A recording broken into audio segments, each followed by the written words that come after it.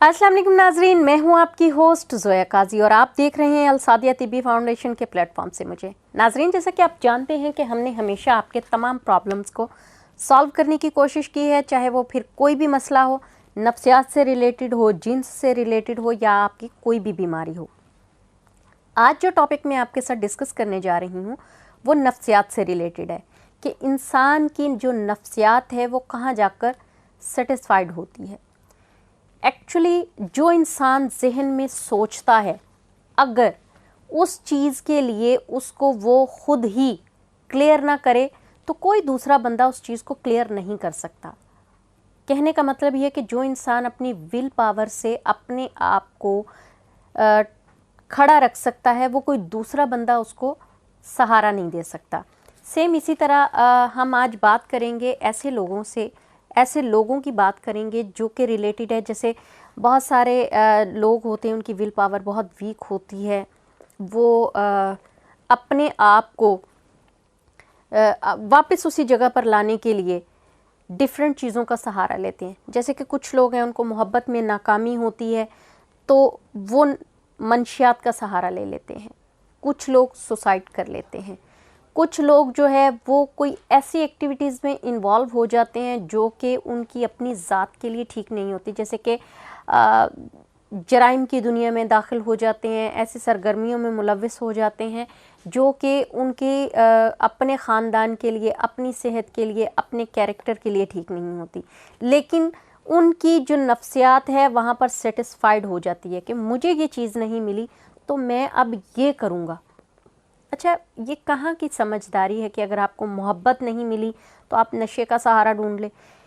इस तरह से जो नशे का कारोबार करने वाले लोग हैं, सबसे ज़्यादा फ़ायदा उनको होता है। वो लोग ऐसे लोगों को टारगेट करते हैं जो कि पहले ही ज़हनी तौर पर टूट फूट का शिकार होते हैं।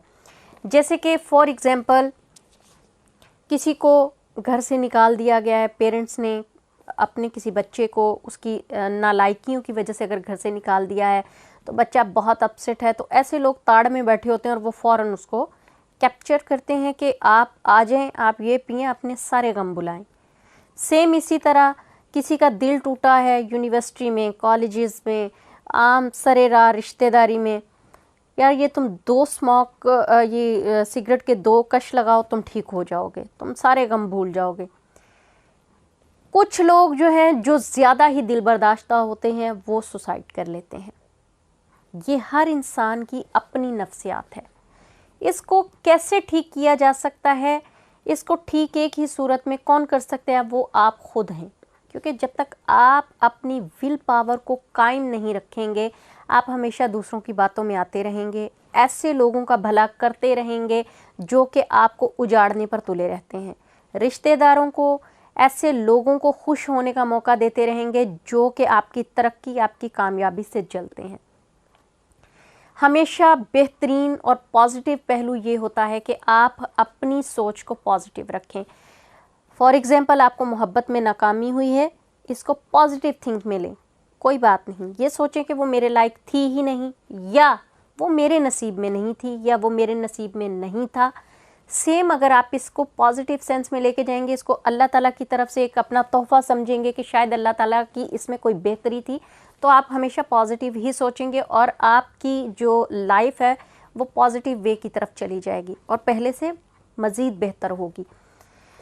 अगर आप इसको नेगेटिव पॉइंट ऑफ व्यू से लेते हैं कि नहीं जी, अब अगर वो मुझे नहीं मिली मैं सुसाइड कर लूँगा, या फॉर एग्ज़ाम्पल मैं नशा करता हूँ तो मैं उसको भूलने की कोशिश करूँगा, तो इससे आपके पेरेंट्स को तकलीफ़ होती है जिन्होंने इतने साल तक आपको प्यार और मोहब्बत से पाला होता है। आप एक इंसान की खातिर,